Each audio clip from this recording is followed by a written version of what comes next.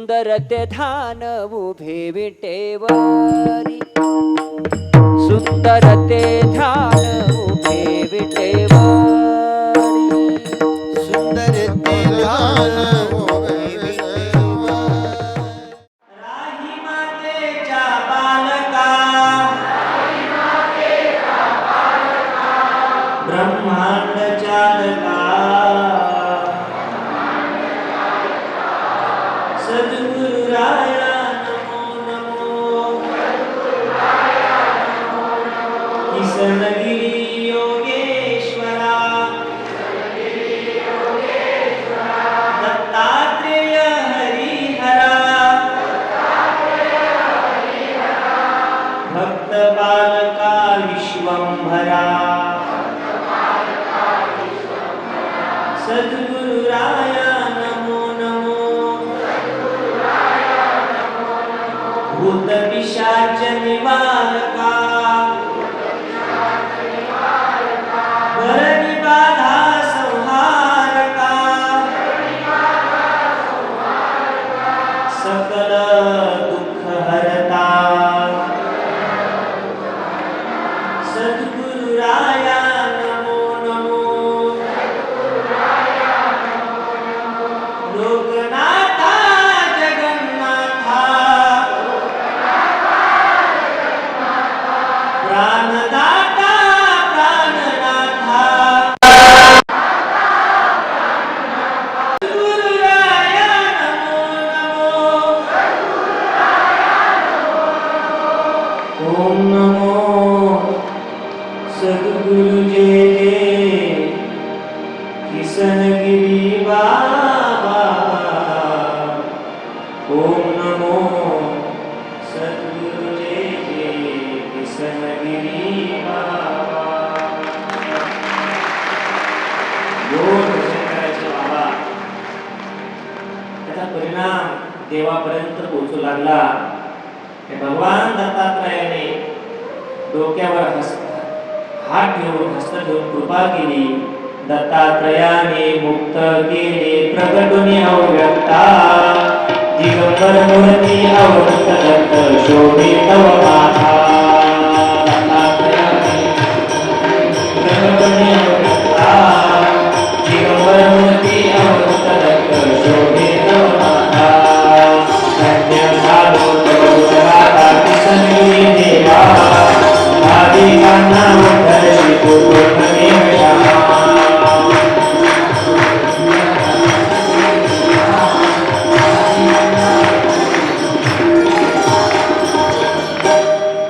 अवधूत चिंतन श्री गुरुदेव. आशीर्वाद मिळालाय. भगवान दत्तात्रय म्हटले, बाबा हमें यहाँ रहने के लिए जगह दे दो. क्यों? ये जगह बहुत पवित्र है, जागा खूप चांगली आहे. नदी कधी आपला रस्ता बंद करत नाही, पण प्रवरेनं जिथं वळण घेतलंय का घेतलं? प्रवरा जशी नेवासा रांगोळी पाणथनाशी वेगानं आली, अशी सरळ इथून खाली गेली असते. नदीचा रस्ता नदी स्वतः ठरवते, पण इथं वळण का घेतलंय? जया काठी चंद्राकृती, दिसे प्रवरेची महती, श्री ज्ञानेश्वरी ख्याती असे हिची गाडी. और देवानं जागा मागावी, बाबा इथं या जगह दे दो हमको. यहाँ 2012 में गोवत्स पूजनीय राधाकृष्ण महाराज की बहुत बड़ी कथा होने लगी. यहाँ हजारों लोगों को अन्नदान मिलने वाला है, लोगों को नहीं. यहाँ सैकड़ों कुत्ते, कुत्ते के पिले, पशु पक्षी रहने वाले हैं. क्यों? वो आपको प्रेम, आपका प्रेम पाना चाहते हैं. आता सगळे ह्याच्यासारखे म्हणून बोलतो. कथेची आज्ञा आली, म्हणजे कथा करू आपण. म्हणजे आम्ही पण राहू मालक म्हणले. मग थोडा अजून भीती वाटली, पण म्हणलं आई कशी बोलायला काय अडचण नाही. आई स्वामीजी राहतील बोले. म्हणजे हिंदीमध्ये बोलावं लागेल, हिंदी में बात करना पड़ेगा. बाबाजी बोले काय नाही, त्यांना मराठी कळते. पण जसं मग मी अभ्यास केला खोलीत बसून, तिथं आपोआप हिंदी येत होती. म्हणजे इथं आलं तर अवघडच व्हायचं. हमारी हिंदी ऐसी इधर से जाके उधर से जाके वर्ल्ड देखा, लेकिन 14-15 साल हो गए पूजनीय स्वामी जी को यहाँ कर। उनको मराठी भाषा पर कितना प्रेम है आप देख रहे हैं। रोज एक वाक्य बोल देते तो समाज खुश हो जाता है। बाबा मला जागा त्या देवाला जागा मागितली का? हे सुधा वाहिनी आहे, ही प्रवरा अमृत वाहिनी आहे। इथं मोहिराज मंदिर आहे नेवाशाला, अमृत वाटप झालं, अमृत सांडलं आणि ते या नदीमध्ये आळवलं, म्हणून ही जागा पवित्र। चंद्राकृती आकार घेतात, पंढरपूरला तोच आकार आहे, वेगवेगळ्या महातीर्थावरती असा चंद्राकृती आकार असतो ही जागा।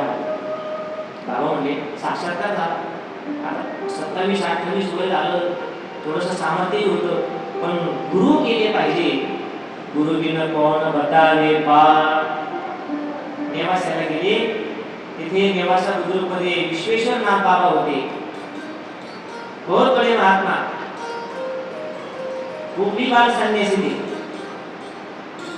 एक दिवस बाबाजी सहज गेले, तिथे गेल्यानंतर विश्वेश्वर नाथ बाबांनी सांगितलं, ए बच्चे, ते हिंदी बोलायचे, महान भक्त साईबाबा, पूजनीय गजाननजी महाराज, शेगाव संस्थान, स्वामी समर्थजी महाराज और विश्वेश्वर नाथ बाबा ये एक काल ते हिंदी बोलायचे, ए बच्चे इधर आओ, एक कमंडलू पाणी में से भर के लाओ। ठीक आहे द्या बाबा। आणि आपले सद्गुरू कृष्णगिरी बाबा कमंडल घेऊन त्या वडाच्या झाडाजवळ गेले मागे, आजही ते झाड आहे, थोडंसं पाण्यात उतरले, पाण्यातून कमंडलू भरून घेत असताना तो कमंडलू खाली पडला। घाबरले, डोळ्यात पाणी आलं, की साधू ओळखीचे नाही, काही नाही, काही मंत्र मारला बोलले तर अवघड व्हायचं, तिथं तू बघायले। बराच वेळ झाला मुलगा येत नाही कमंडलू घेऊन, म्हणून विश्वेश्वर नाथ बाबा तिथं आले, डोळ्यात पाणी पाहिलं, काय झालं बाबा? कमंडलू वगैरे काय पडला पाण्यात? डोळ्यात पाणी खरं दिसलं, खरा भाव दिसला, आणि गेले होते गुरु करण्याकरताच। गुरु ही परीक्षा घेत असतात शिष्याची, आणि शिष्य ही परीक्षा घेत असतात गुरुची। डोळ्यात पाणी दिसलं, कुठं पडला? इथं पडला कमंडलू, तिथंच पाणी घेतलं उंचरलं विश्वेश्वरनाथ बाबांनी, आणि त्या जागेवर मारलं, क्षणात कमंडलू भरून वरती आला। बाबांनी आश्चर्यचकित होत त्यांच्याकडे पाहिलं, मला शिष्य व्हायचं तुमचं, आणि मग त्यांना दीक्षा देऊन टाकली, काय मंत्र दिला, त्यांच्याकडे खूप सामर्थ्य होतं। विश्वेश्वरनाथ बाबा अवतारिक साधू, असा खिशात हात घातला, एखादा गरीब माणूस आला, बाबा मुलीचं लग्न करायचं, बाबा मुलगा आजारी आहे, पैसे पाहिजे, बाबा खिशात हात घालायचे, हात घालीता खिशातून त्याची निघे ताकाळ, मुलीचं लग्न करायचं, तो दगड उचला, दगडाखाली काहीतरी सापडेल, अशी चमत्कारी होते। ही सगळी विद्या बाबाकडे आलीच, आणि सगळं घेऊन बाबा या सगळ्या पंचकोशीत फिरू लागले। कुणाला विहीर घ्यायची असली की बाबा विहीर खांदायची, नारळ द्या, बाबा नारळ द्यायचे, ही उदी घेऊन जा, गावरान गायीच्या शेणापासून तयार केलेली उदी, आणि त्याला स्पर्श झालेला बाबांचा, ही उदी तिथं टाका, नारळ ठेवा, घोडा बोर घ्यायचा, नारळ ठेवा, बाबा आमची गाय वासराला पिऊ देत नाही, काय झालं भाऊ? कुणीतरी काहीतरी काळी जादू केली। मग बाबा तिथं जायचे, लगेच आपली झोळी लटकायची, काकी लटकत ती झोळी, गोजिरी मूर्ती सावळी, चैतन्य रूपी बाबांची स्वारी, वनवन फिरे या भुवरी, नेहमी भक्ताच्या जावनी घरी पुण्य पावन करे कसे। त्या गायीच्या अंगावर उदी टाकली की गाई वासराला पिऊ द्यायची। ही चर्चा सगळ्या गावात होऊ लागली। हे अवतारिक साधू आहेत, लोक सगळं दुःख घेऊन येऊ लागले। काळी जादू, चेटकी, धान्याची रास उडवून द्यायची, मुलं अपंग करायचे, घरात वाद लावायचे, काळं पावलं उतरून टाकायचं एखाद्याच्या घरावर, काळं पावलं, लिंबू, टाचण्या, उलट्या पकाचं गोंड, 12 वाटाचा गोपाटा, जुनं होतं ते। चुकीचे विचारायचे लोक, आपल्याला देवाने काही दिलं नाही किंवा प्राप्त झालं नाही की दुसऱ्याचं ओढून आणायचं, असं ओढलेलं पण जमत असतं। बाबा म्हणायचे, भाऊ गावाचं, देवाचं, भावाचं फुकटचं खाऊ नका, आपोआप आलं तर ती कधीतरी फेडावं लागेल, म्हणून करुणिया कष्ट मिळवावे धन, भुकाचे हरण करू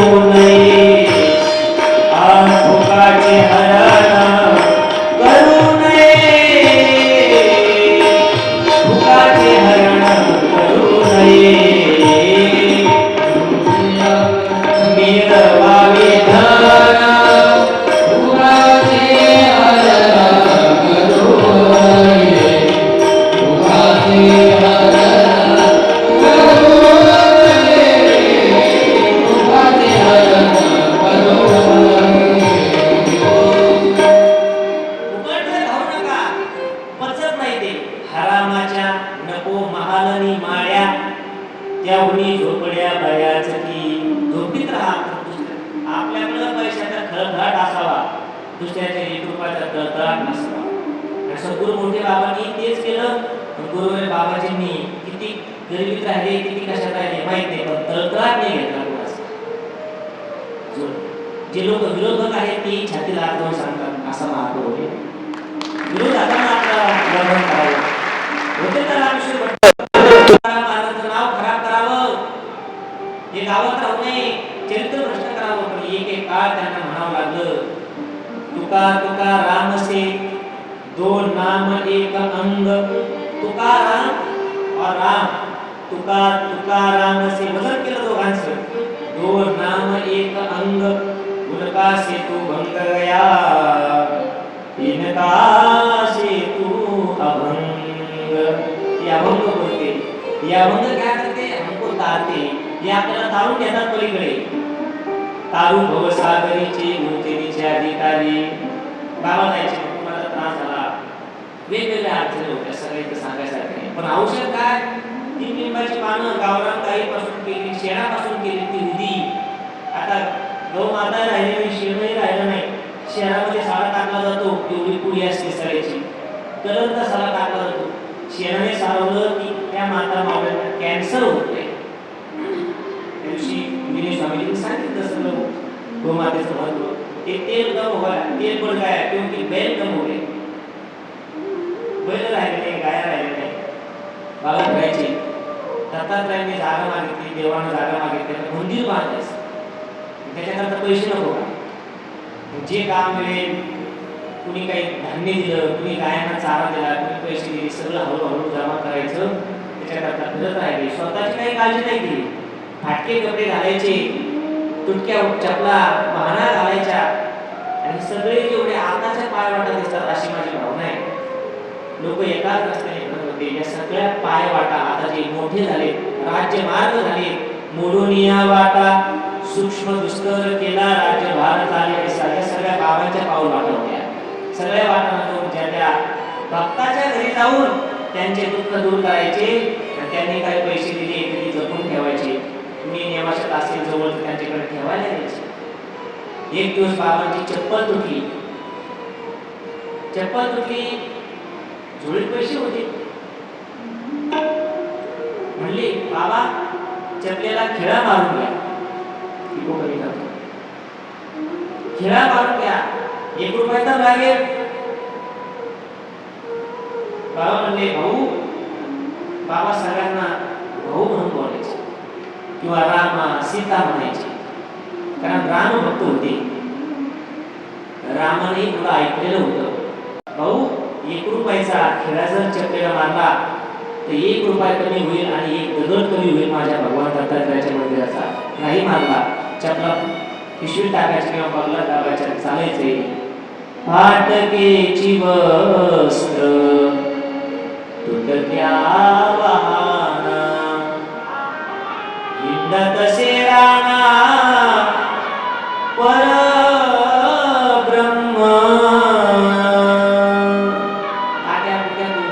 कुणी काळजी करायला नाही, काय नाही, फिरत आहे. वन वन फिरुनी गण गण झिजले, दुःखी लोकासाठी.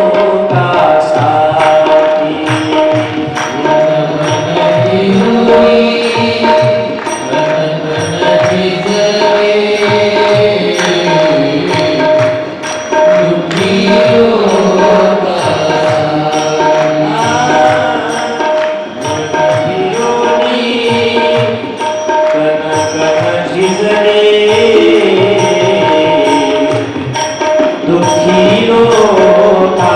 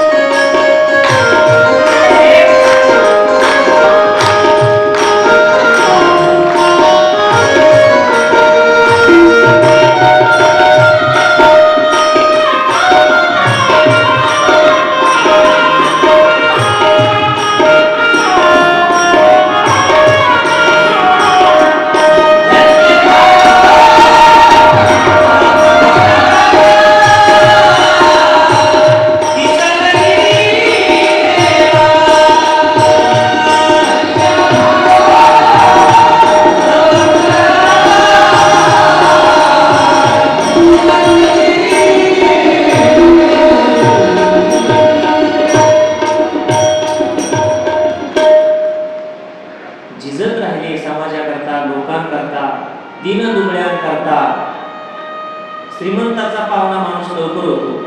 आदमी मंत्री हो गया, वो बोलते हमारे बिल्डिंग में रहता था, हम तो उसको दूध देने जाते थे, वो ऊपर से कचरा हमारे गैलरी में डालते थे. आता श्रीमंताचा पाहुणा लवकर होतो माणूस, गरीबाचा वाली कुणी होत नाही. बाबा गरीबाचे वाली झाले म्हणून संत झाले. संत म्हणजे हा डोक्यावर नुसतं इकडे ठेवायचा, दया दाखवायची कुणाविषयी. 4 घरं माधुरी मागून आणायची, 4 भाकरी, आणि एका इथं तो वडाचं झाड आहे आपलं, तिथं येऊन बसायचं. ते छोटं होतं, मंदिर नाही काय नाही, जंगल. हे जंगल में मंगल बाद में हो गया. झाडाला टिकून बसायचं, बसले असं हळूच कुत्र्याचं पिलू यायचं. भूक लागली असं बाबाकडे बघायचं. बाबांनी त्या एक भाकरीतली अर्धी भाकर कुत्र्याच्या तोंडात घालायची ही भावना ठेवून की ही कुत्र्याच्या तोंडात नाही, ही माझ्या रामाच्या पोटात झाली. त्यामुळे हजारोच्या प्रती आज होता. मागणारा माणूस दोनदा आपल्या दारात आला आपण नाही म्हणतो, पण कमवलं सगळं सोडून गेली, झिजत राहिले लोकांकरता. कण कण झिजले दुःखी लोकांसाठी. मंदिर बांधायचे देवाने जागा मागितली, ही जागा कशी शोधली, जागा कुठे घ्यायची. गोजेगावून निघाले, हातात वारकरी संप्रदायाचा ध्वज घेतला. पाहे पा ध्वजेचे चिरगोट, राया जतन करता कष्ट. बाबा बोलले हा झेंडा जिथं टेकल तिथं दम लागल तिथं मंदिर बांधायचं. आणि निघाले हळूहळू. ही टेकडी झाली की थोडा उतार यायचा, परत ती टेकडी सगळं फिरत फिरत जिथं आले तो झेंडा टेकला या भगवान दत्तात्रयाच्या आत्ताच्या मंदिराच्या जागेवर. ती जागा निश्चित झाली. जेवढे काही पैसे जमा झाले होते, नेवाशीचे तहसीलदार होते औचर साहेब, ती नावे करून घेतली, आराखडे सगळं तयार केलं. त्या काळात 15 वर्ष 15 साल या जागेची सपाटी चालली, फक्त सपाटी.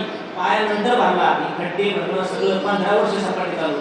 कुणी पैसे दिले, कुणी श्रमदान केलं, कुणी स्वतः पोरं बघून घेऊन इथं खांदायला, कुणी यंत्र दिले, आणि सगळी जागा सपाट केली. मग पाया भरला. कारण भगवान दत्तात्रय आले. 3 मूळ देव आहेत. तिन्ही देव जैसे परब्रह्मेचे ठसे. 3 देव आले, बाकीच्या यावंच लागणार ना, कारण जागा तशी आहे. प्रवरा पात्र मनोहर, तेथे प्रगटले शनेश्वर, मार्कंडे दत्तकिशोर नवनाथ. सगळ्या देवाने जागा मागली. ऐसा चिरमला सिद्धेश्वर, ते स्वप्नात आले. बाबा भूल गए आम्ही, लहानपणी तिकडे होते रामेश्वराच्या दर्शनाला, तिथं जागा नाही आम्हाला. आहे ना 3 देव, अलग जागा चाहिए, अलग रूम चाहिए मेरे को, पंखा चाहिए. आपण कसं म्हणतो स्पेशल द्या, देव म्हणजे मला वेगळं पाहिजे. आणि मग सिद्धेश्वर महाराजही रमले. नंदीवरती येऊन ईश्वर येते झाले या स्थळी. मला सांगा एवढे देव जरी का या किती वर्ष पूर्वी आले, तर आपण इथं काय येऊ नये. हे लोक आता मुक्कामाला आहे सगळे, हे सगळे नियोजन केलं म्हणून आले. पुण्यतिथीला तेवढे लोक हाता वाढले, अहो हे बाबा आहे म्हणून आपलं बरं आहे. आता आपल्याला पुत्र खाणार नाही. भांडणं होत्या, भांडणं घरात, आणि एखाद्या PSI ला जाऊन म्हणा थोडीशी मदत करा. ते कायदा दाखवतात, कायदा, आणि फायदा करून घेतात. तिथं कायदा नाही, फायदा नाही. जा देवावर विश्वास ठेवा, श्रद्धा ठेवा आणि खेती करा. आनंदित होता तो लोक. सगळी प्रसंगाला काय कोण येतो घरा आमच्या कशाला, काय जाता त्याला नाही धंदा. अहो देव सुद्धा इथं आले, मग देव आले तर आपण काय येऊ नये. चला चला चला चला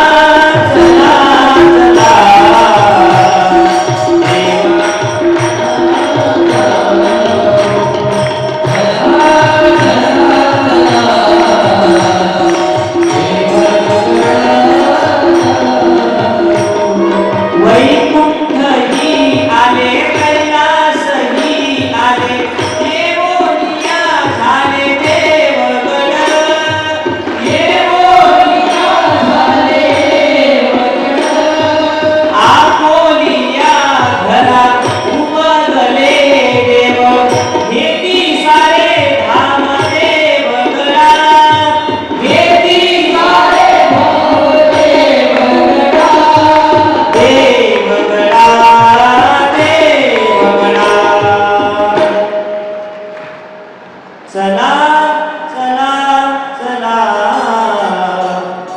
देवगडा जाऊया.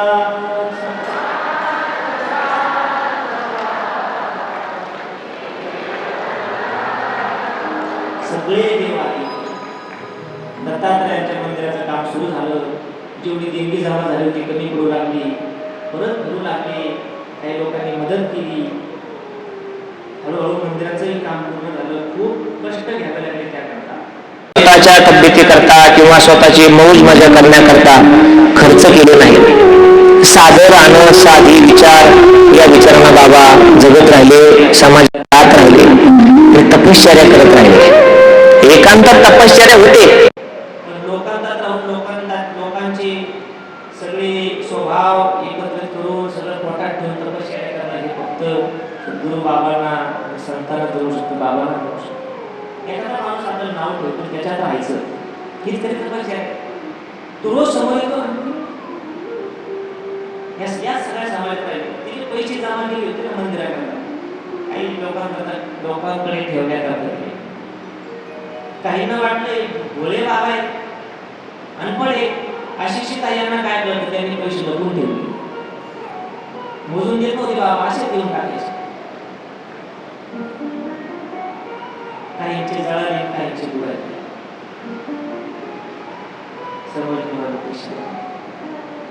ज्यांनी बाबांचं खाल्लं, फसवलं, त्रास झाला. कारण बाबांनी ते स्वतःच नाही खाल्लं ना. साधी आमटी भाकरी करीत असे तपोजेठी, तरी तयासी गोडी मोठी जिभेवर येत असे. त्यांचा आहार होता आमटी आणि भाकरी, म्हणून आजही त्या आमटी भाकरी नाही तर रोज या सगळ्या कोणती वर्षभर चालतील. पण बाबांचा तो नियम आहे, आमटी भाकरी, सिंपल लिव्हिंग आहे थिंकिंग. प्रवास करत राहिले, पुढं भक्ताचे घरी प्रवचन द्यायचे. प्रवचन म्हणजे असं सगळं साऊंड व्यवस्था, थाट असं नाही. घोंगडी असायची बरोबर, गेले की घोंगडी टाकायची बसायची. 4-5 माणसं यायची बसायची. त्या धर्मपत्नी बाबा म्हणायचे, माई हे काय म्हणतात ऐकता का? हे म्हणतात जीव लावत नाही, काय नाही. त्या माईने सांगितलं, बाबा ही मुलं निघाले दर्शनाला की एकटेच जातात, मला आणत नाही देवगडवर.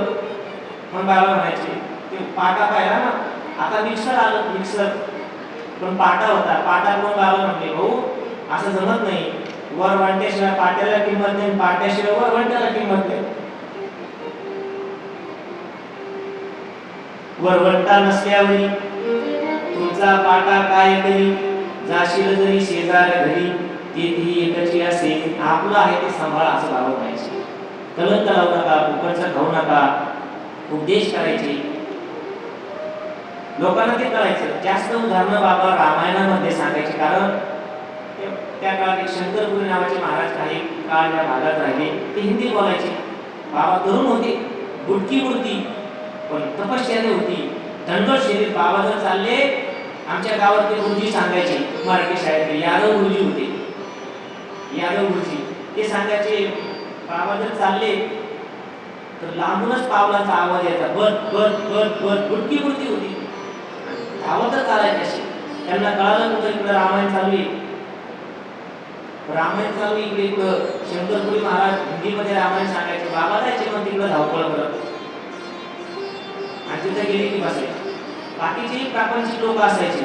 हिंदी भाषा अवगत नव्हती एवढी त्या लोकांना, थोडं कळायचं, थोडं कळत नसायचं. मग कळालं नाही की बाकीचे बाबाजवळ गुजगुज करायचे, बाबा हे काय, बाबा हे काय. बाबा म्हणायचे, मला नाही कळलं. पण त्यांना हिंदी, मोठ्या बाबांना थोडी हिंदी भाषा यायची, कारण त्यांचे गुरु हिंदी बोलायचे. जेव्हा लहान मुलांना आशीर्वाद द्यायचा तेव्हा बाबा काय म्हणायचे, बाल बच्चे सुखी रह जाओ, तुम्हारा भला हो जाओ, शेर का सवाशेर हो जाओ. ही बाबा नाही विचारायचे. बाबा म्हणायचे, मला नाही कळलं. आपण त्यांना विचारतो. शंकरपुरी महाराजांना विचारायचे, महाराजजी हे चांगलं सांगा.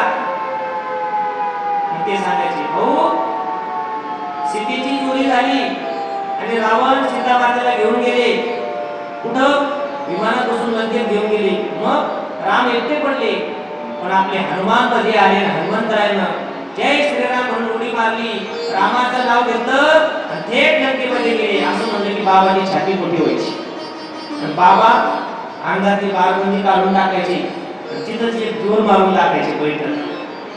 हनुमंतरायला म्हणलं की त्यांना आवडायचं. आज तुम्ही लोक सांगतात ही सगळी धागेदुरी उगत नाही. पूजनीय स्वामीची हनुमानगडाची सेवा, गुरुदेव बाबाजी, प्रभू रामचंद्रांचं कार्य, हे सगळे धागेदुरी जुळून आले. आपण सगळी वानस आहे नाही.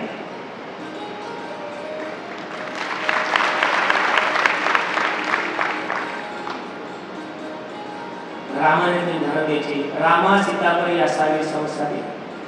एकटाच माणूस दर्शनाला आला तर बाबा म्हणायचे भाऊ रामा आणि सीता नाही आल्या. एखादा मोठा प्राणी जवळ आला आणि त्याला गहू घालायला लागले. एखादा माणूस म्हणला बाबा दिवसभर फिरले तेव्हा मला दुधारी मिळाली. कुत्र्याला गहू घालतात, कुत्रा येते. बाबांना त्याच्यात राम दिसत होता. राम सबमे राम समाया रे. बाबा म्हणायचे भाऊ रामाला पुढं जात बोध असते का?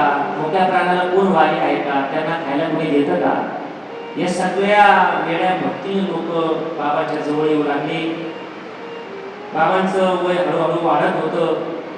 अनेक चमत्कार आहेत, वेळ माझ्याकडे फार कमी आहे. एक दिवस बाबा भक्ताची इच्छा पूर्ण करायची. गंगापूर तालुक्यातले काही लोक बाबाजींकडे आले. बाबा पंढरपूरला चालू आम्ही. कशाला? बरेच दिवस झाले गेलो नाही. लोक सांगतात अशी आहे तशी आहे, आम्हालाही जायचे. ही आमच्या मनात भरली, मनात भरली पंढरी. तुम्ही आनंद घेतला. मग बाबा तुम्ही चला आमच्या बरोबर. बाबा म्हणायचे भाऊ आम्ही लई फिरलो. आता लहानपणी 4 धाम यात्रा केली. 15 दिवसात 4 धामची यात्रा केली. पायी पायी सगळं पाहिलं बाबा. आजही ती तीर्थयात्रा करतात बाबाजी. आजही आपल्याला वाटतं त्यांनी समाधी घेतली. पण नर्मदा पुत्र दादा गुरु महाराज ज्यावेळेस आईच्या प्रयाणाच्या वेळी या ठिकाणी आले आणि ते म्हणले ये जो महाराज है ना समाधीने ये तो हमें ब्रह्मगिरी पर मिले. तिथं भेटले आम्हाला. भगवान दादा तीर्थयात्रा 7 भ्रमण करतात तसे आपले बाबा आहे. पण आपल्या करता बाबा म्हणून त्यांनी एक आकार दिला. काय तर ते ब्रह्म आहे. आकार दिला आपल्याला श्रद्धा ठेवायला. ते ब्रह्म आहे. ते भक्त म्हणले बाबा चला पंढरपूरला.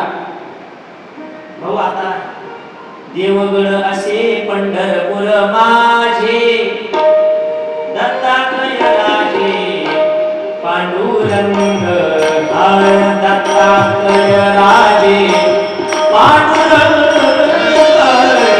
दत्तात्रय राजे पांडुरंग.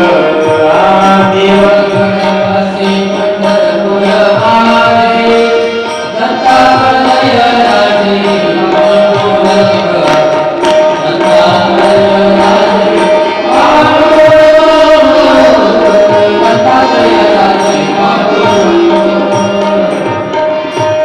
प्रवराची माझी भीमाचंद्र भागा हेच आहे. तुम्ही जाऊ द्या. पण भक्ताच्या अंतकरणात इच्छा फार. भक्त गेले, नगरला गेले, नगरवरून गाडी झाली, पंढरपूरला उतरले, पायी पायी गेले, चंद्रभागेचं स्नान केलं, पुढे घाट चढून दर्शन द्यायला लागले. जुनी लाकडी दर्शन बारी, थोड्याशा दुकाना होत्या आणि भजन करत होते. विठ्ठल माझा माझा ते मी म्हणून उपयोग नाही. जेव्हा माझ्या अंतकरणात तिथे बसलो ना 4-5 दिवसापूर्वी सहज गिरजात मार्ग आमच्या विषय आला. किती आनंद आहे. बाबांनी किती किती लोक कमवले, किती अन्नदान. आपल्याला माहीत सुद्धा नाही अन्नदान खाली किती होते. एवढ्या उन्हात पण कुणाला त्रास नाही, कुणाला काही अटॅक नाही, काही त्रासच नाही एवढ्या उन्हात. हे सगळं कसं केलं? जेव्हा मी 2011ला आळंदीला शिकायला गेलो आणि 2012ला इथे एवढी मोठी कथा ठेवली. माझं मन लागेल आळंदी. कर्मना मला आळंदी नाही. हम आळंदी में गए थे और आप यहाँ टीवी पर देखते थे. तो हमारे यहाँ बूढ़े आदमी वो बूढ़े महाराज है, हमारे बूढ़े महाराज वो कैमरे में दिखे हमको. विठ्ठल माझा माझा. बोले लक्ष्मण आभागी है तो आळंदी में क्या करना है? कथा ऐकायची. कुठं पाहिली? माधुकरीचं घर होतं एक आमचं. 90 घरं होते. त्यात एक पैठणच्या मावशी होत्या. तिथे गेलो. म्हटलं मावशी महाराज तुमची मधुकरी झाली का? नाही म्हणलं आमच्या देवगडला कथा चालू आहे, मला भजन ऐकायचं. तिथं गेलो. तिथं कथा ऐकली. सगळे भक्त मंडळी पंढरपूरला गेले. भजन चालू होतं. अचानक एका माणसाने दुकानाकडे बघितलं आणि आणि मागून त्याला असं दिसलं की एक व्यक्ती उभा आहे, हातामध्ये काठी आहे. काठी लटकती झोळी, गोजिरी मूर्ती सावळी, काठी घेऊन उभी असे. अरे रामभाऊ, ते बाबा दिसतात का? नाही बाबा कुठं, आपण गाडीनं आलो, बाबा कसे ते जा पाहुणे. आणि तिथं गेले तर खरंच तिथं बाबा भेटले. बाबा भेटल्यानंतर सगळ्यांना एवढा आनंद झाला. बाबा आम्ही म्हणलो होतो तुम्हाला की आमच्या बरोबर चला, नाही आले, काय झालं? हो नाही, तुमच्या मागे घरचे असतात सगळे म्हणून आलो. बरोबर बाबा थांबायला घ्या, आम्ही दर्शन घेऊन येतो, मग जाताना आपण बरोबर जाऊ. दर्शन समाधान पावले, म्हणे विठ्ठलची भेटले, वायू रूप प्रगटले. बाबा त्या ठिकाणी म्हणजे बाबा पांडुरंगाचा येत आले. आपल्या थांबा. लोक दर्शन घेऊन आले आणि बघितलं तर बाबा तिथं नव्हते. शुद्ध बाबा नव्हते. ते एका वेळेस दोन ठिकाणी दिसायचे. साधूची ताकद आहे, देवाची ताकद आहे. इथंही फार काम आहे. शेवटी जेव्हा बाबाजी आले, बाबा इकडे गेले की धामोरीला गोदेगावर निघायचे.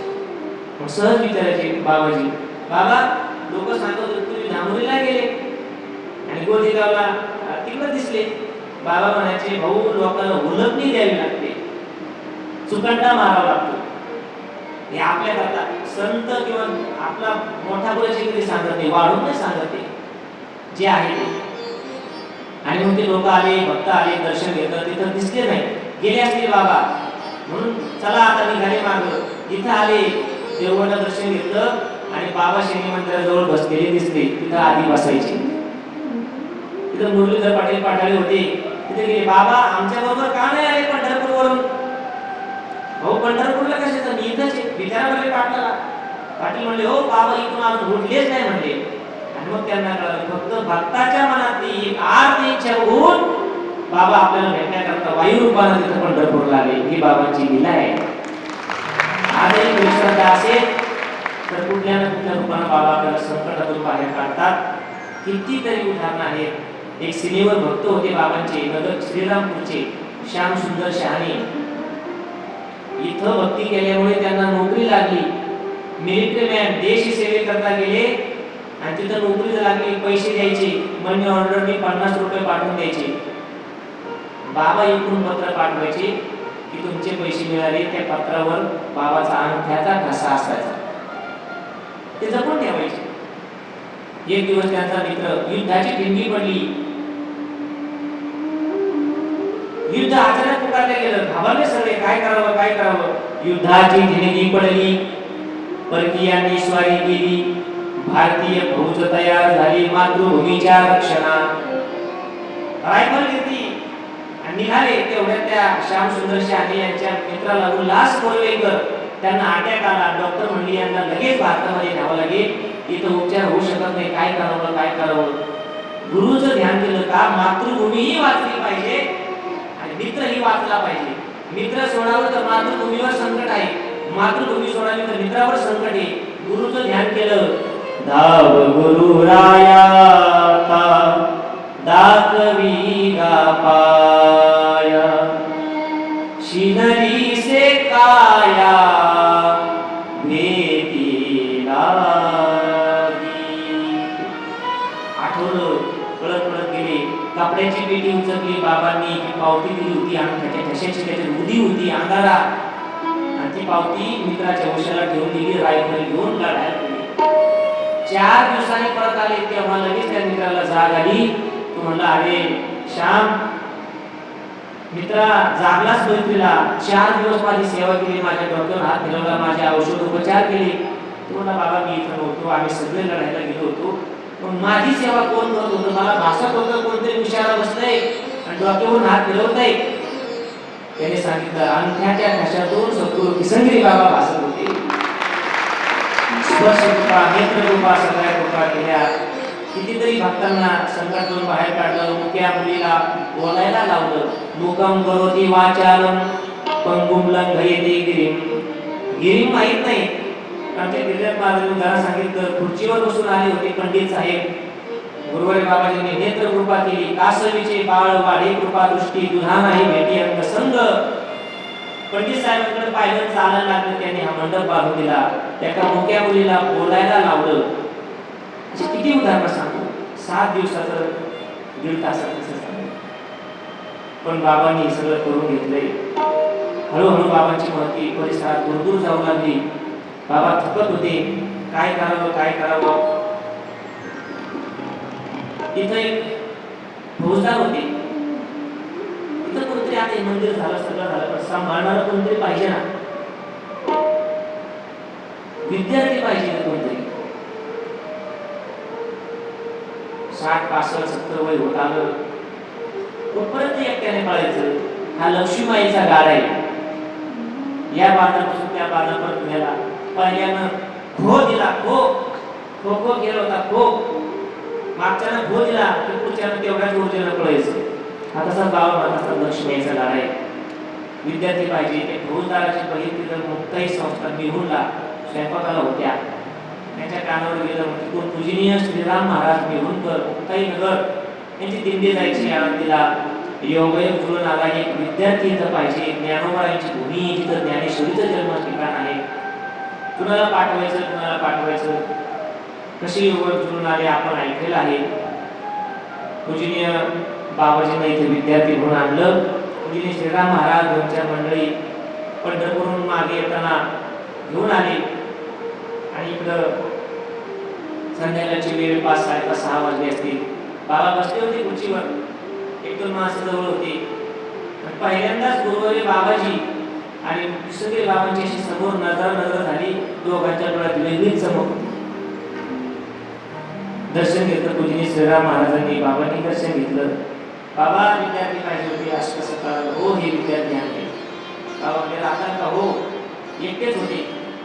संध्याकाळी मुक्काम करायचा, पण आता अशा जागेवर मुक्काम करायचा की एक मंदिर होतं, एक धर्मशाळा होती आणि बाकी सगळं हिंसपशूचे आवाज यायचे. संध्याकाळी 6ला दरवाजा बंद करावा लागत होता. एखादा माणूस होता, तो कोठीतून धान्य काढून द्यायचा खाण्याकरता.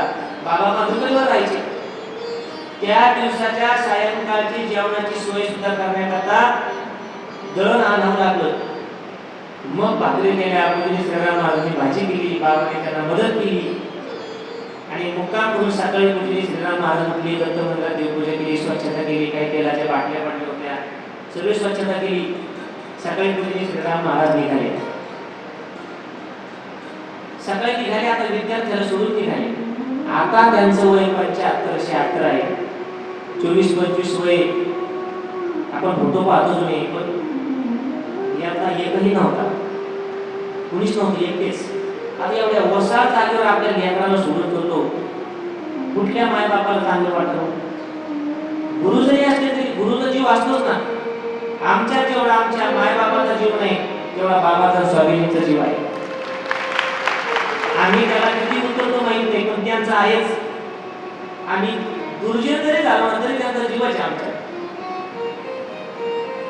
पूजनीय श्रीराम महाराज परत थोडं मागं आले. ते कधी विद्यार्थ्याला दर्शन घेऊन देत नव्हते, पण बोलून घेतलं. एकेरी नावानं आवाज दिला. तोंडावरून हात फिरवलो. बाबांच्या दर्शन घे म्हणजे माझं. एकट्याला सोडून चाललोय. परत काही मुलं पाठवले. निघाले गेले. पुढे मग तो माणूस होता, धान्य काढून द्यायचा. 7 दिवस धान्य पुरला पाहिजे. बरं भाऊ बाबांना उनको बोलते थे, ये जो आटा है वो 7 दिन के खाना है, आपको ज्यादा नहीं खाना. हळूहळू बुधवार का बाजार होता था, प्रवास संघ का, रविवार का नेवासे का बाजार. सद्गुरु किशनगिरी बाबांना घेऊन बाजार दाखवायला गेले. भाऊ या बाजारात हे 4 दुकानं आपले, इथे यायचं, ते देतील ते घ्यायचं. 1 रुपये 2 रुपये त्याच्यातून किराणा घ्यायचा आणि मग इथे यायचं. कुणाला काही बोलायचं नाही, अपशब्द बोलायचं नाही, काही नाही. त्यांनी काय सांगितलं असं? रविवारचा बाजार दाखवला, हा दाखवला. बाबा थकलेच होते मोठे बाबा. दोघं चालायचे गुरु शिष्य. एकदम गाठी टेकत आणि बगले धुळे घेऊन, कधी पुढं कधी मागं. बाबा माग असते, थकले का? नाही हो, आम्ही थकतो का? आम्ही लई फिरलो इकडं. असं बरोबर चालायचं. कुणी वाले नव्हतं बरोबर, विचारा नव्हतं जेवले का, खाल्ले का. दोघांनीच बाजार दाखवून दिली. आणि तिथून येताना रविवारची संध्याकाळ झाली की तिथं घाट आहे, तिथं घाट नव्हता, असं उतार होता मातीचा. इकडं बाबाजी येईपर्यंत सद्गुरू संगीत बाबा तिकडच्या काळाला उभा राहायचे. का भाऊ पोहोचले का दुसऱ्याचं लेकरू आहे, पण जीव किती उगाच आजही ते त्यांचं नाव लावत नाही. ते गुरु बदलणारे कितकं भेटतील. फायद्याने झाला तर गुरु बदलणारे आहेत किंवा फायद्याकरता गुरु करणारे, पण काहीच नसताना फक्त एका गुरुने शब्द दिला, दुसऱ्या गुरुजवळ राहायचे, आई वडिलांचा त्याग केला, मातीचा त्याग केला, त्या मित्रमंडळीचा त्याग केला, इथं राहायचं ना तर सहनशक्तीला राहायचं. दुसऱ्याचं लेकरू आहे अलीकडच्या घाटावर अलीकडे टेकडीवर येण्यापर्यंत तिकडे सद्गुरू किशनगिरी बाबा उभा राहायचे आणि इकडे आले की तिकडून काठीवर करायचे. भाऊ पोहोचले का, भाऊ इकडून हात करायचे. खूप दिवस चाललो. पुढे बाबाजी कीर्तन करायला लागले, समाजापर्यंत जाऊ लागले, हरिभक्ती शिकवली, ज्ञानोबराय, तुकोबराय, भजन भोजन, काकडा, हरिपाठ, गीतापाठ या सगळ्या माध्यमातून हा सगळा समाज जोडला.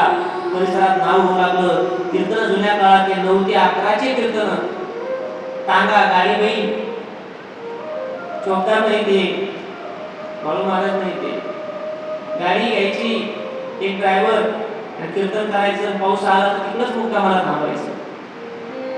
स्वतःची काळजी, स्वतःच कपडे धुवायचे, भाकरी करायच्या. आणि मग पुढे थोडेसे पैसे येऊ लागले कीर्तनाचे.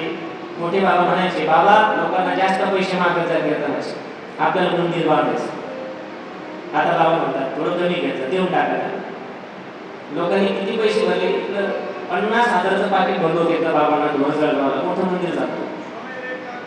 सोनईला 1 लाख रुपयाचं पाकिट भरलं होतं, 1 रुपया घेऊन जशाच्या तसं मागं देऊन टाकलं. अहो घेणारे भेटतील, घेणारे नाही भेटणार. म्हणून हे सगळं वेगळं आहे. ते जगा वेगळे का आहेत, कारण ते वेगळे जगलेत लोक आणि स्वतःच्या घरात करता नाही, आपल्या करता जगले. त्यांच्या घरी 2 पत्र्याच्या खोल्या. माझी माय, आमची आई अजूनही 2 पत्र्यात राहत होती, 2 पत्र्यात. कधी संस्थांची गाडी नाही केली आईला सोडायला. लोक म्हणतील बघा बघा घरचे कशी माझ्या चालली. आज काही लोक तिकडे गेले, बाबा आम्ही शेगावला गेलो, पिंपळाला जाऊन आलो, ती पिंड पाहिली तुमची. बाबा म्हणतात मग घर पाहिलं का, आम्ही तिकडे किती नेऊन ठेवलं. हळूहळू सगळं करत राहिले. आलेले पैसे बाबाकडे द्यायचे, सुंदर काम होऊ लागलं. मोठ्या बाबांनाही काळजी लागायची. एकदा काहीतरी झालं, बाबा रुसले. मोठ्या बाबांच्या भगिनी होत्या सद्गुरू किशनगिरी बाबांच्या, संत भिकवाई, फार अधिकारी होते. सद्गुरू किशनगिरी बाबा यांना घेऊन तिकडे गेले. आई भाऊ इथं राहतील असं वाटत नाही. बाबांना सद्गुरू किशनगिरी बाबा भाऊ म्हणायचे. इतर राहतील असं वाटत नाही. काय झालं, किसन त्याही अधिकारी होत्या. जेवण नाही, 2-3 दिवस झाले. झाला असं काय, तू काय बोलला नाही नाही. अरे मग इतक्या दिवसात तिथं आणलं, चाव्या दिल्या का हातात, चाव्या संस्थान दिलं का ताब्यात, दीक्षा तर अजून मी पाहिली नाही. दीक्षा केलं का काही 16 पुढे नाही म्हणले आई. पहिला दीक्षा 16 झाला. 3 लोकांमध्ये 4, शंकर नाना, बाबाजी, मोठे बाबा, भिकवाई. तशाच किल्ल्या चाबी, सब चाबियां देने को बता दिया, दे दो बाबाजी को, और माथे पर हस्तकृपा तिथंच. आणि भिकवाईने सांगितलं की सर भाऊला बोलायचं नाही पैसा करता. पुढे एक वेळ अशी की देवगडावर भाऊ चालत राहतील, लोक मागे पैसे ठेवत राहतील. ते आताची वेळ आहे. आणि पैसे मागं ठेवण्याकरता पुढे पळणं नाही, त्यांना माया नाही, त्याच्यात मोह नाही. एकच दिसाय त्यांना शर्ट, तो पण काहीतरी लटकण्याकरता, पैसे ठेवण्याकरता, पेन ठेवण्याकरता. आणि मग तो दीक्षा 16 झाला, दुसरा 16 इथे झाला. सगळ्या परिसरातल्या लोकांना आमंत्रण दिलं. ब्राह्मण मंडळी, यज्ञ, अन्नदान, भजन पूजन, मोठमोठे परंपरेचे कीर्तन, धंदा महाराज दिगंबर सगळे बोलवले. कीर्तनात ठेवले, हस्तकृपा केली, सगळं देऊन टाकलं. सगळे आदिवासी लोक, सगळे लोक इथं जमा झाले, भजन पूजन करू लागले. काय शिष्य भेटले, काय गुरु भेटले. कुठं सुरुवात कुठं झाली, गोधे गावाच्या माती. आणि इथं काय होतंय आता, हे सगळं लोकांना विशेष वाटत होतं, कारण इकडं कोणी चुकूनही येत नव्हतं या जागेवर. पण तिथं आता लोकांना जेवण्याकरता बसावं लागत होतं, कार्यक्रम बघावं लागत होते. गोधे गावापासून सुरुवात झाला. बाबा गोधे गावी तपते केले प्रवरे तपते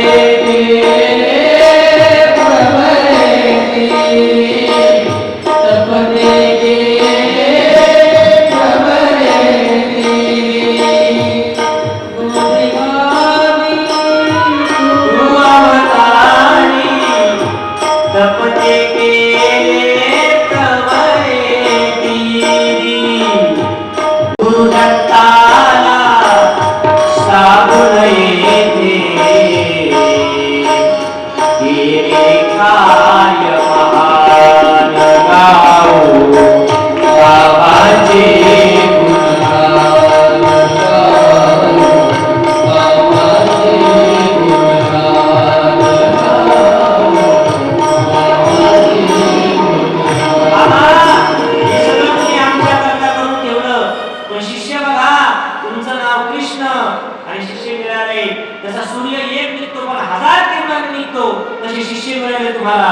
भास्कर रूपी शिष्य मिळाले गुरुसेवेचे दीप लागले या दीपाने चहू दिशाना केले प्रकाशमान गाऊ बाबाचे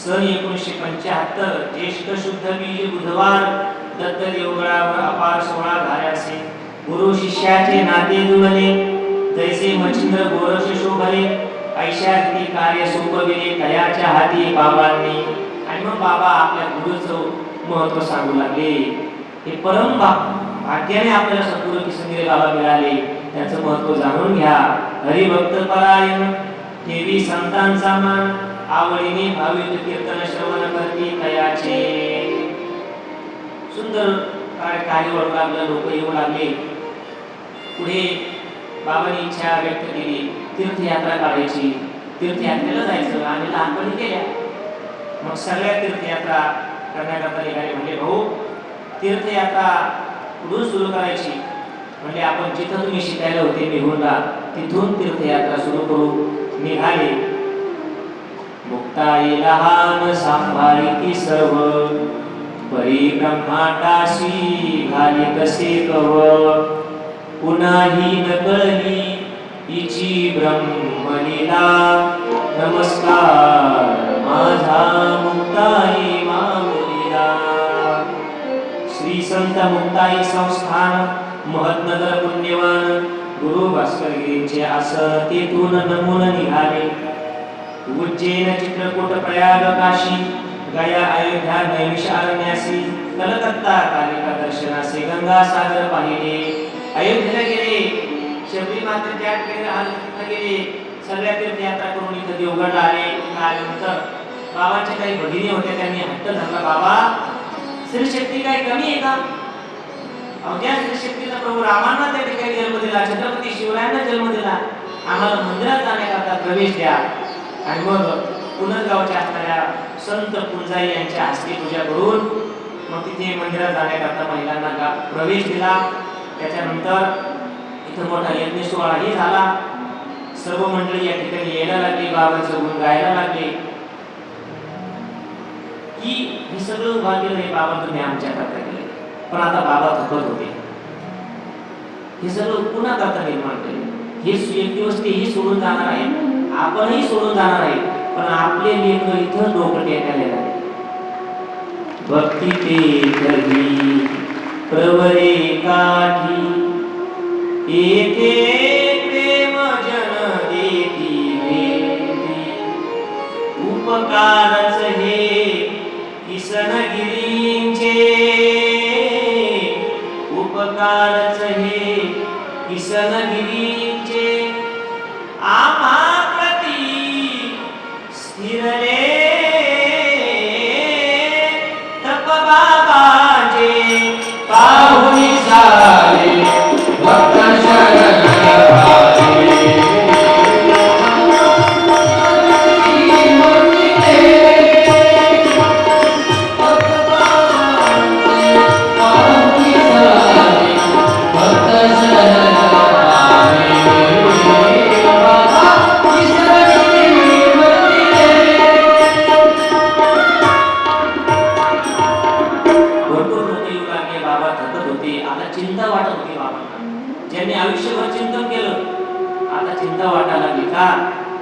भाऊला इकडे टाकून हे सगळे लोक सोडून जायचं म्हणून त्रास नाही, पण यांना सोडून द्यायचं, भाऊला कोण जीव लागेल आपल्यानंतर, या लोकांना कोण पाहणार, त्यांनी ओळखून घेतलं होतं. आता वय झालं की त्याच्यातून कुणी सुटत नाही, प्रत्येकाला एक दिवस जाणे बाबांनी जाणून घेतलं होतं.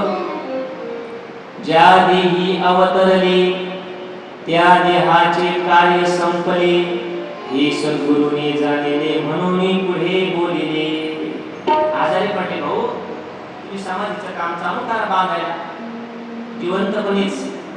असं ऐकलं की भाऊला वाटायचं, बाबांना वाटायचं काय बाबा काही पण बोलतात, तर त्यांना माहित होतं आपल्याला जायचं एक दिवस. तेवढ्यात बाबा आजारी पडले, थोडस त्यांना नेवाशाला दवाखान्यात दिलं. तर ते डॉक्टर फार सेवा केली. ते म्हणले बाबा आपल्याला मोठे बाबांना, किसनगिरी बाबांना नगरला न्यावं लागेल दवाखान्यात. नगरला नेलं. बाबा म्हणत होते नका नेऊ, काही झालं नाही मला, इथेच ठेवा, इथंच माझं सगळं आजार मी होणार आहे, कारण देवगड हा प्राण आहे माझा. तरी नेलं दवाखान्यात. दवाखान्यात पाठवून तिथं ठेवलं.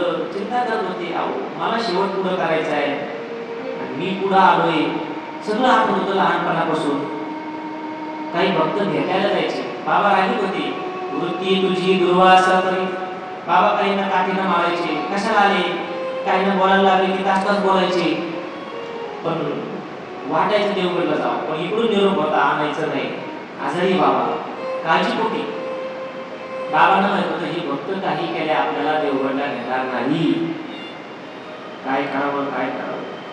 एका भक्ताजवळ इच्छा व्यक्त केली, भाऊ कुठून आले तुम्ही. बाबा मी सिद्धपूर वाडीचा. किती वेळा आलो. बर बर बर, आमच्या भाऊचं कसं आहे, चांगलं चालू आहे. त्यांना एक निरोप द्यायचा होता. बाबा सांगा ना काय निरोप द्यायचा. भाऊला म्हणा आता मी इकडे आलोय, तुम्ही मला तिकडे नेत नाही, पण मी जर इथून तिकडे आलो नाही तर मला देवगडला घेऊन जा. बाबा असं कसं बोलतात, आलो नाही तर देवगडला घेऊन जा आणि इथून नाही, तुम्हाला काय होणार आहे, तुम्हाला कोण येणार नाही, घ्यायच्याच तिकडे बरं झाल्यावर. बाबांना भीती वाटायची, हा देह दत्तात्रयाच्या भूमीत पडायचा आहे, भाऊच्या मांडीवर पडायचा, तर दवाखान्यात पडला तर काय. निरोप घेऊन जा. चालेल तुम्ही देवगडला, सांगा भाऊ बोलून घेतील आमचे, बाबा बोलून घेतील. जरी जाता देवगडाला निरोप माझा घेऊन जा. हा भाव माझ्या अंतरीचा, भाऊ समाजा देवोनी जा. हा देह पडला धरणीवरी तरी मजला देवगडाला घेऊन जा.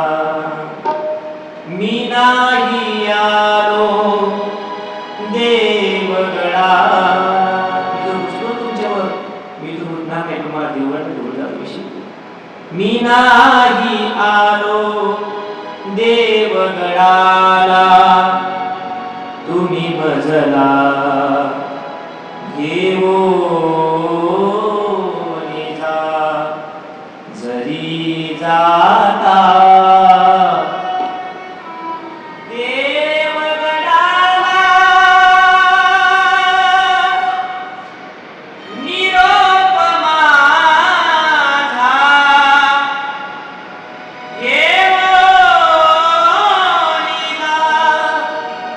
हा भाव माझ्या अंतरीचा, लेकरास माझ्या देवोनी जा. काही लोकांनी बाबा देव सांगितलं, बाबा फार व्याकुळ आहे. डॉक्टरही म्हणले आता विचार नका करू, जा घेऊन, त्यांची इच्छा आहे. संतच आहे ते. गाडी न्यायला गेली देवगडची तर बाबा उठून बसले, पट्टा घातला डोक्यावर, काठी घेतली आणि निघाली गाडी देवगडला. ना ना ना ना, ना ना. चिखल बरोबर फिरत होते. आता गाडी देवगड आनंद झाली, माहेरी झाली. तिथं आले, तिथं आल्यानंतर मग गुरुभावनामध्ये त्यांचा पाठ असायचा, असे पूर्ण असायचे, भजन करायचे आलेले भक्त. ते आता काहीच बोलत नाही. त्याच अवधीत किसनगिरी स्थिर राहिले आसनावरी, प्रकृती बहु आजारी गुरु भवनामध्ये. सद्गुरु मोठ्या बाबांनी किसनगिरी बाबांनी एक इच्छा व्यक्त केली, भाऊ असं वाटतं सगळ्या भक्तांना एकदा परत भेटावं, मोठा सप्ताह करता, अन्नदान होईल, मुख्य प्राण्यापासून सगळे लोक आनंदित होतील, दुष्काळी थोडा थोडा आहेच, करा काहीतरी. मग मोठा सप्ताह ठेवला, भजन पूजन कीर्तन आनंदी आनंद. सगळ्या देवगड मध्ये एकच आवाज, देवगड का कन कन बोले, जय जय बाबा किसनगिरी.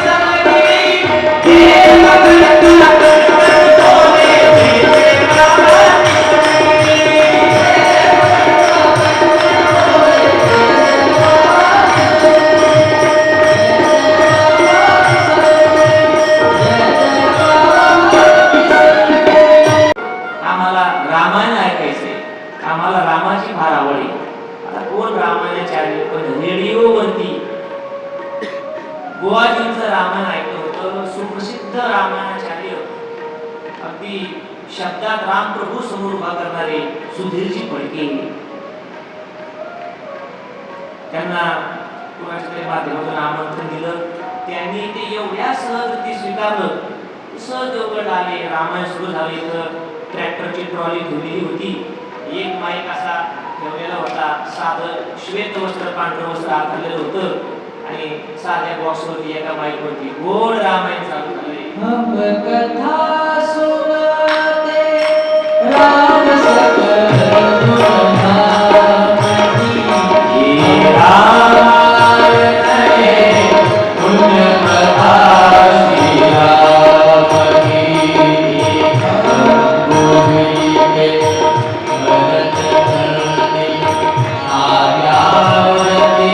भारत वर्ष की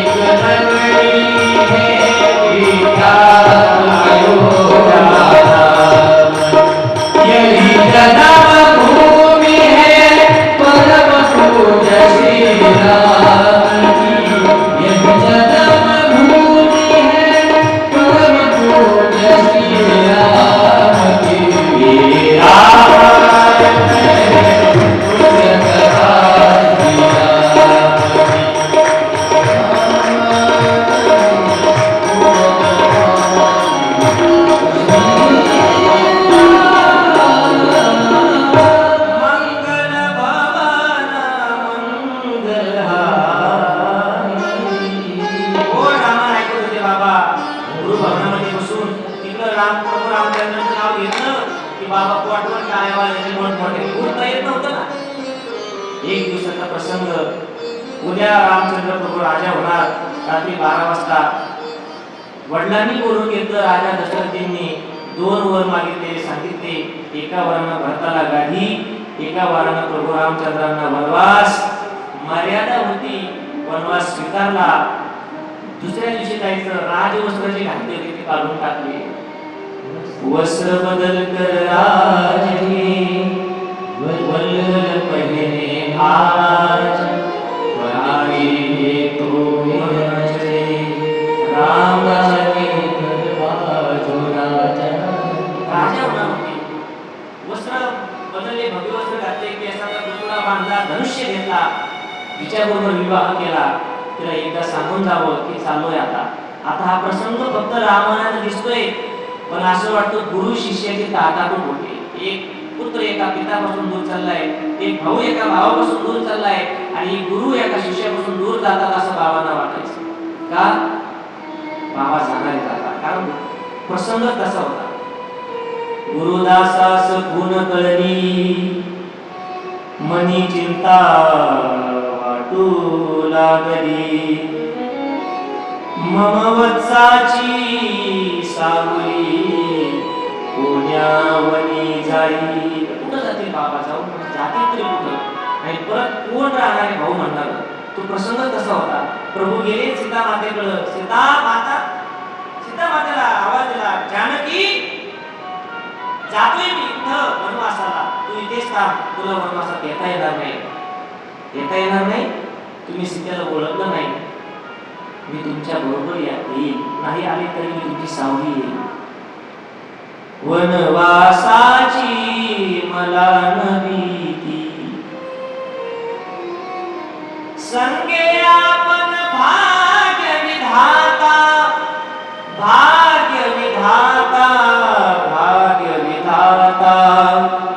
जेथे राघव तेथे सीता. निरोप कसला माझा देता. बाबा तुमच्या हाती थांबलो, तुम्ही नाही आता. ही चिंता आहे. पण मोठ्या बाबांना सगळं कळत होतं. अहो, ज्यांना जमिनीचं पाणी कळतं, बापाच्या मनात कळतंय, जनावरांच्या मनात कळतंय, पशु पक्ष्यांच्या मनात कळतंय, शिष्याच्या मनात कळणार नाही का? हात ठेवलाय डोक्यावर. भाऊ चिंता करू नका, लागून या हात पूर्वाईला माथा. सांगितली चिंता न करावी. प्रभू लक्ष्मण आले, पाय आदळत. दादा काय ऐकतोय? वडिलांनीच ही आज्ञा करावी. सांगा तुम्ही, जी आज्ञा देता ते मी करतो. काय करतो लक्ष्मणा? माता कैकेयी ना दोषी, कुणी दोषी नाही, वडील नाही आणि आईही नाही. असा दोष माझ्या प्रारब्धाचा आहे बाबा. दैव सुधीरची म्हणजे आपल्या मुखातून दत्त मंदिरासमोर रामायण गातात आणि गुरु शिष्याच्या नजरेत ते आहे. एक दिवस सुटणारे देव असू द्या, गुरु असू द्या, संत असू द्या, एक दिवस सोडणं आहे प्रत्येकाला. भाऊ म्हातारपण कधी कुणाला चुकलं का? नाही चुकत आहे. जरा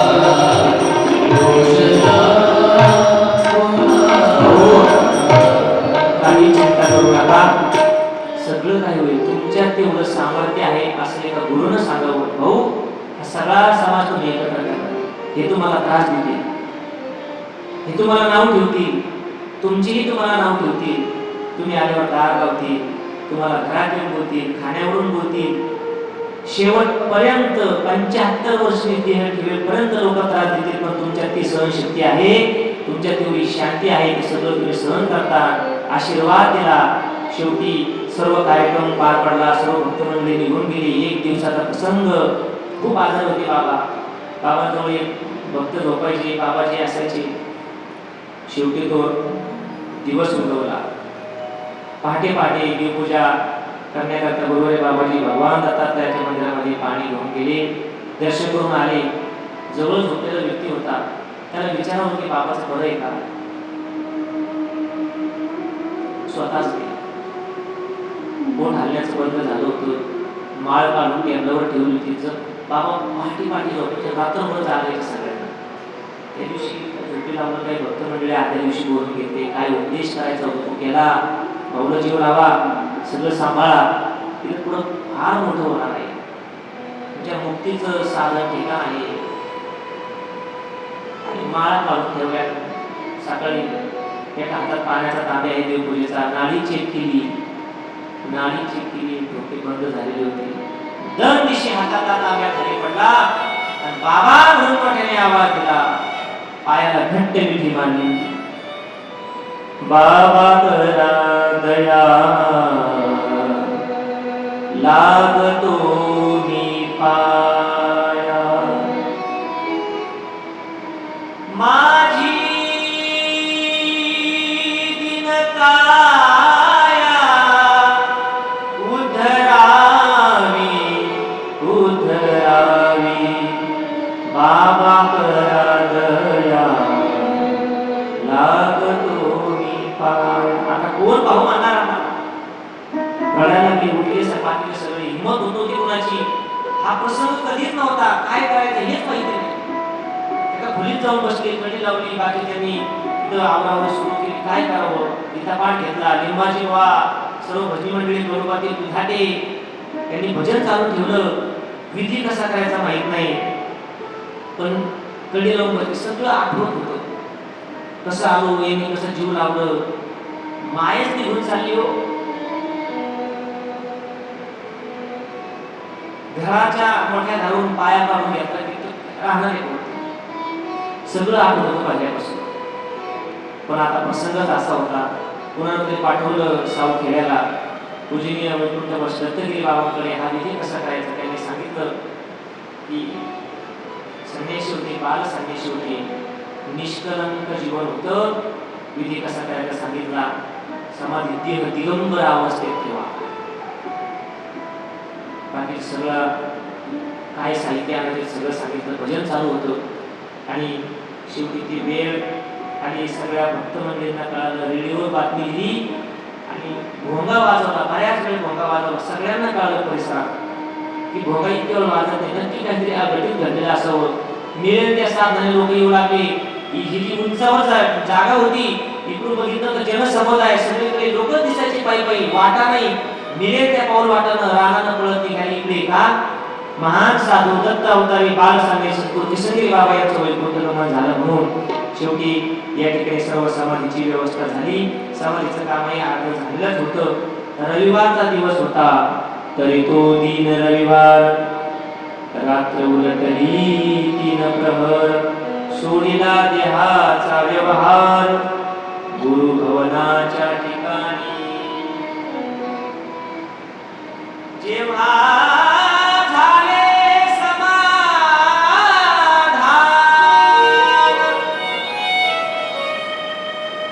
अंतर्धान पावले बाबा किसन. मध्यान्ह समयी समाधिस्थ होऊन ब्रह्मरूपी मिळाले. श्री समर्थ सद्गुरु किशनगिरी बाबा अवधूत चिंतन श्री गुरुदेव. शेवटी बाबांचं वाक्य, हो जरी मी देह ठेविला तरी महात्मा येथेची रमला अजूनही बाबा इथं प्रत्येकात आहे, फक्त आपली भावना असावी. त्यांची भावना नाही, त्यांना सुद्धा इथं चमत्कार आहे, नमस्कार आहे.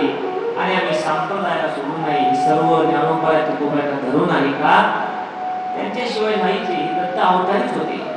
त्या देवापासून सृष्टीची निर्मिती सांभाळणं लय आहे. त्या महान साधूचं चरित्र आपण आता या ठिकाणी बघितलंय. हे कणभर चरित्र आहे, अजून भरपूर आहे. पण आधीच सर्वांची मागणी मागतो. जवळजवळ थोडं माझं धाडस आहे, जवळजवळ 1 तास मी जास्त घेतले. मला 10 वाजता थांबायला लावलं होतं. पण मी दुसऱ्यांदा बोलतो, आधी पहिल्यांदा बोललो. जेव्हा बाबांचं भजन बाबांनी गाऊन घेतलं, माहित नाही कसं झालं ते. नामावली ती कुठं गेली, आरोग्याला गेली. माऊलींची व्हिडिओ त्याच्यावर तयार होतात, तर अब्जावधी लोक पाहतात. अजून पाहिजे त्यांना लक्ष्मण काय कोण काय, पण किसनगिरी बाबा सगळ्यांना माहिती आहे. तेव्हा मी म्हणलो होतो इथं आवाज माझा वाजला तर आज गेलो तरी चालेल. हा 1 तास मी त्याच भावनेने घेतला. परत मला योग येईल मला माहित नाही, पण स्वामीजींच्या समोर मला बोलण्याचे योग आला. बाबाजी या ठिकाणी आहे, कुठे स्वामीजींच्या डोळ्यात पाणी आहे, त्याबद्दल माफी मागतो. आपण या ठिकाणी पूर्ण विराम देऊ. यानंतर पुढे ही परंपरा वाढत राहिली. गुरुवारी बाबाजींनी हे सगळं केलं त्यांचे आशीर्वादाने, पण आज सांगतात हे त्यांनीच केलं. आणि पूजनीय स्वामीजींच्या हातात देव नाही टाकलं तरी सांगतात हे त्यांचंच आहे, आमचं काहीच नाही. फोटो ठेवले नाही हो दत्त मंदिरात, फोटो नाही ठेवले स्वतःचे. एक ब्लॅक अँड व्हाईट म्हणून तो ठेवा लागला, एक फोटो नाही ठेवला दत्त मंदिरात. तुझे म्हणायला काही होती आणि परत लावणारच आहे. सगळं दिलं. आयुष्यभर गुरुचं नाव लावत राहिले, आजही लावतात. सही बघा, स्वाक्षरी बघा. गुरुदास भास्करगिरी, गुरु किसनगिरी या पलीकडे परिचय नाही त्यांचा महाराष्ट्रात अजिबात नाही.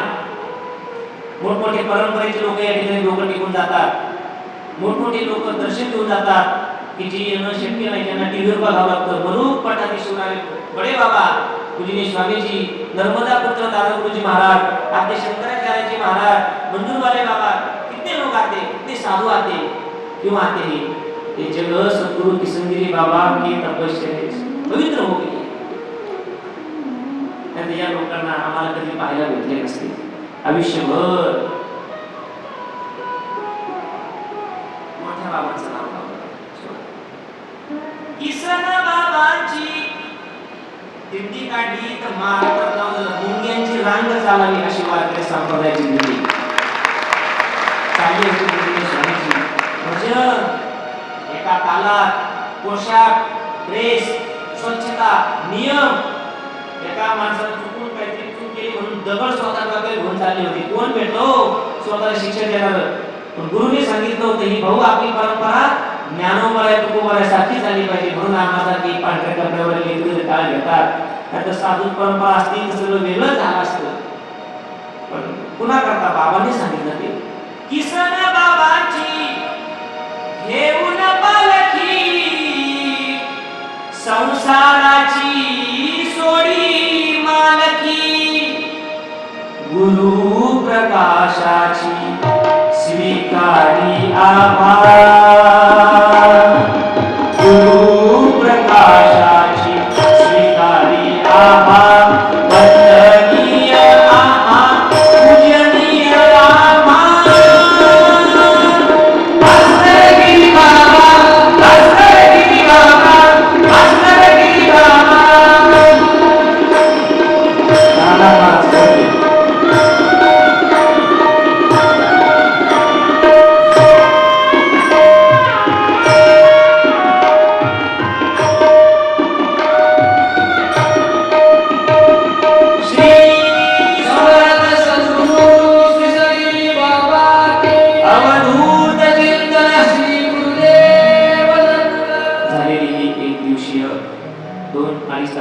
गुरु किसनगिरी बाबांचे जीवन तथा प्रवास माझ्यासारख्या पामराला बोलण्याचा या ठिकाणी योग मिळाला. पूजनीय बाबाजींची उपस्थिती आहे. गोवत्स पूजनीय राधाकृष्णजी महाराज कृष्ण स्वरूप या ठिकाणी उपस्थित आहे. पूजनीय स्वामीजींचे आणि तुम्ही सर्व श्रोतेवर्ग या ठिकाणी आहात. एखादा शब्द चुकला असेल, अंतकरणाला टोचला असेल, वयाला शोभन असेल तो माघार द्या. जे बरोबर आहे ते सर्व बाबांचं आहे, सुख आहे ते माझं आहे. यानंतर कथेला पूर्ण विराम. आता एक पूजनीय स्वामीजी करताच गुरुवारी बाबाजींच्या आज्ञेने एक हे सगळं जे झालं हे काय आहे तर ही सर्व आपल्या गुरूंची लीला आहे. आणि ती गुरूंची लीला आपल्याला पूजनीय रामनाथ महाराज पवार त्यांच्या मुखातून ऐकायचे आहे. गोड भजन आहे. बरोबर.